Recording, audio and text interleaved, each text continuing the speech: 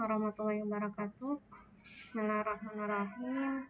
Alhamdulillahirrahmanirrahim. Allahumma sholli ala sayyidina Muhammad wa ala ali sayyidina Muhammad.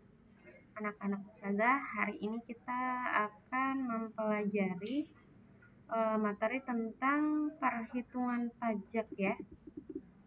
Nah, oke. Yang pertama, sini nanti kita akan membahas tentang pajak penghasilan. Karena di sini yang dibahas adalah pajak penghasilan, otomatis yang jadi objek pajak adalah penghasilan wajib pajak ya. Nah, di sini untuk tarif pajak penghasilan itu terbagi menjadi dua, yaitu ada untuk wajib pajak orang pribadi dan wajib pajak badan atau perusahaan. Untuk tarif pajak pribadi di sini bisa dilihat dari penghasilan 1 sampai 50 juta nanti akan dikenakan tarif sebesar 50%. Dari 50 juta sampai 250 juta nanti akan dikasihkan tarif 15%. 250 juta sampai dengan 500 juta dikenakan tarif 25%. Dan jika penghasilannya di atas 500 juta, maka nanti akan dikenakan tarif pajak sebesar 30% ya.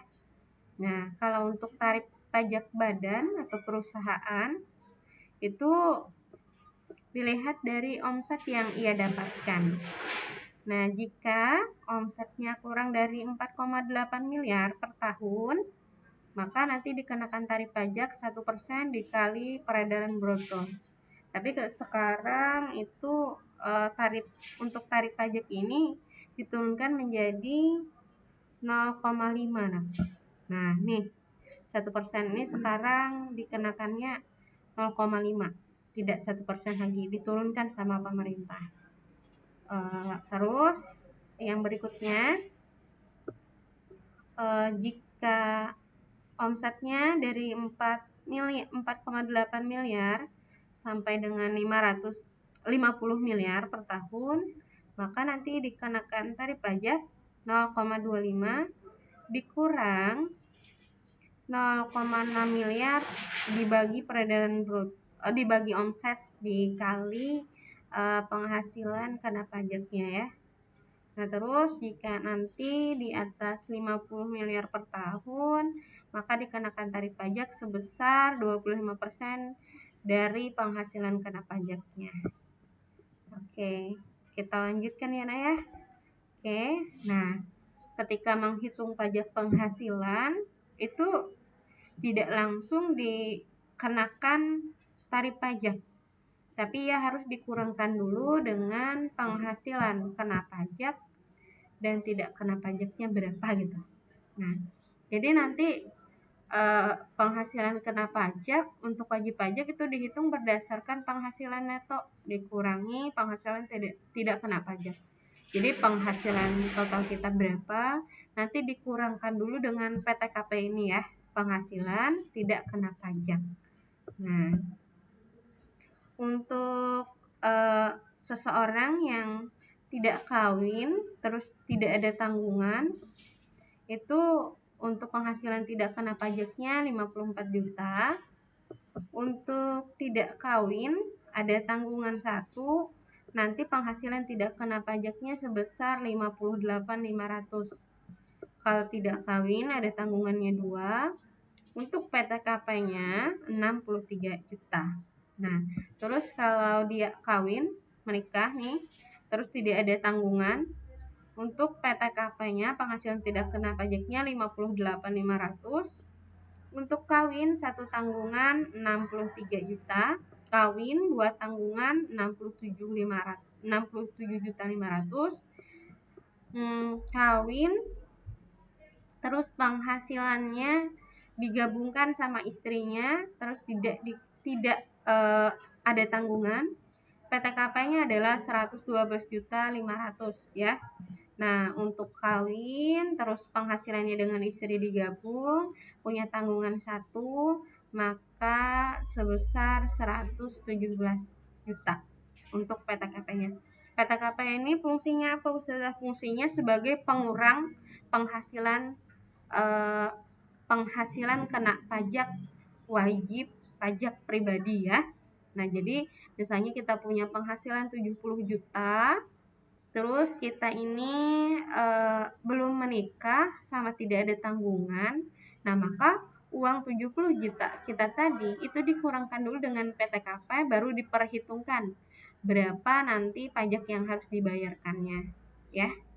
Nah, dalam PPh pasal 21 itu disebutkan biaya pengurang penghasilan bruto terdiri atas biaya jabatan, biaya pensiun, dan penghasilan tidak kena pajak. Jadi selain penghasilan tidak kena pajak ini, ada lagi nanti pengurang dari penghasilan kena pajak kita, yaitu biaya jabatan dan biaya pensiun. Jika kalian punya jabatan tertentu dan ada iuran pensiun yang dibayarkan di setiap bulannya, ya. Oke, kita next. Nah, pajak yang kedua adalah pajak bumi dan bangunan. Nah, pajak bumi dan bangunan ini objek pajaknya adalah bumi dan bangunan. Ya. Terus ada beberapa objek pajak yang tidak dikenakan PBB. Itu yang pertama ada objek yang digunakan untuk melayani kepentingan umum di bidang ibadah, sosial, kesehatan, pendidikan, dan kebudayaan.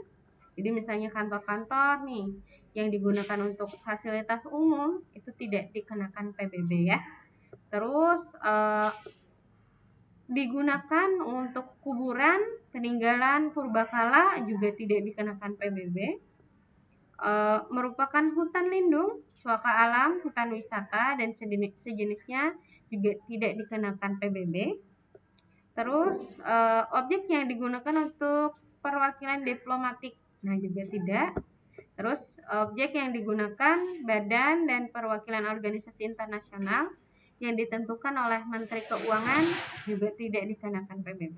Nah, jadi jika Bu Hanfir menemukan objek-objek ini, maka objek tersebut tidak dikenakan PBB ya. Nah, tapi kalau rumah kita sendiri Ustazah, nah itu baru dikenakan nanti PBB ya. Terus tarif perhitungan PBB-nya di sini ada beberapa yang diperhitungkan. Yang pertama, luas tanah atau bangunan, besar nilai jual objek pajaknya, besar nilai jual kena pajaknya, terus tarif PBB pusat tunggal itu sebesar 0,5%. Kalau tarif PBB daerah paling tingginya 0,3%, tergantung tiap-tiap daerah. Nah, jadi untuk PBB daerah itu paling tinggi 0,3% ya. Nah, jadi nanti variatif kalau daerah ini kan sesuai ketentuan di daerah masing-masing. Untuk PBB itu dikenakan tarifnya berapa seperti itu ya. Oke, kita lanjutkan. Nah, di sini ada rumusnya untuk menghitung PBB. Kalau untuk PBB pusat berarti 0,5% dikali NJKP nilai jual. Oke, di sini nilai jual kena pajak dikali NJOP dikurang NJOP dikurang TKP. Terus kalau rumus menghitung PBB daerah, nah 0,3% dikali NJOP dikurang NJOP dikurang TKP. Ya. Oke, nanti kita belajar kok bagaimana sih cara menghitungnya. Ya. Kalau di buku Bu Hanfian itu kan sudah ada rumus-rumusnya tuh. Tinggal nanti Ustazah mengajari bagaimana sih proses perhitungannya ya. Oke. Yang ketiga ada pajak pertambahan nilai. Nah, pajak pertambahan nilai ini sering sekali kita bayarkan pada saat kita berbelanja ya. Nah, PPN ini dikenakan kepada pengusaha sebenarnya, tapi karena sifat pajaknya bisa dilimpahkan atau pajaknya berupa pajak tidak langsung, maka pengusaha biasanya melimpahkan kepada konsumen. Nah, yaitu dengan ditambahkannya PPN pada harga produk. Nah, ini mudah sekali cara menghitungnya. Rumus perhitungan PPN itu dasar pengenaan pajak dikali tarif pajak 10%. Jadi misalnya harganya 100.000 dikali dan dikenakan PPN sebesar 10%. Nah, nanti diperhitungkan berapa sih PPN yang dibayarkan dan berapa total yang dibayarkan setelah dikenakan PPN ya. Nah, di sini sudah ada contohnya, Nak. Tunggu sebentar. Ustazah carikan ini. Oke, sebentar ya.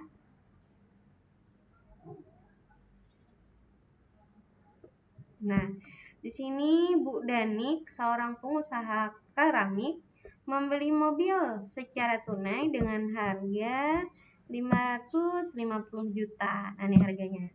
Hitunglah pajak pertambahan nilai PPN terutang Bu Danik. Nah, berarti di sini dia minta dihitungkan berapa PPN yang harus dibayarkan oleh Ibu Danik ini ya.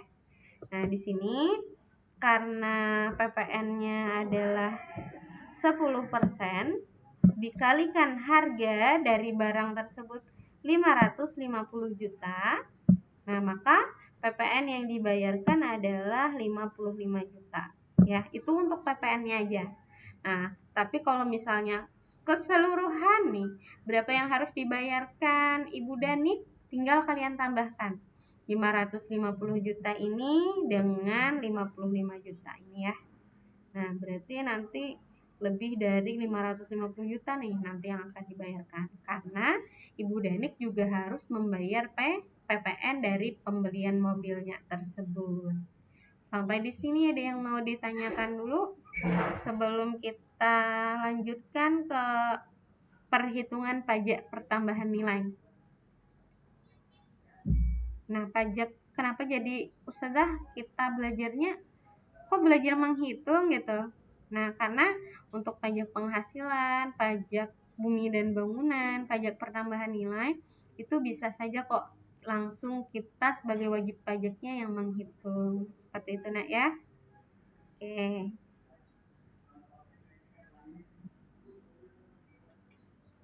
Oke, boleh Ustazah lanjutkan. Nah, di sini ada contoh perhitungan pajak penghasilan pribadi.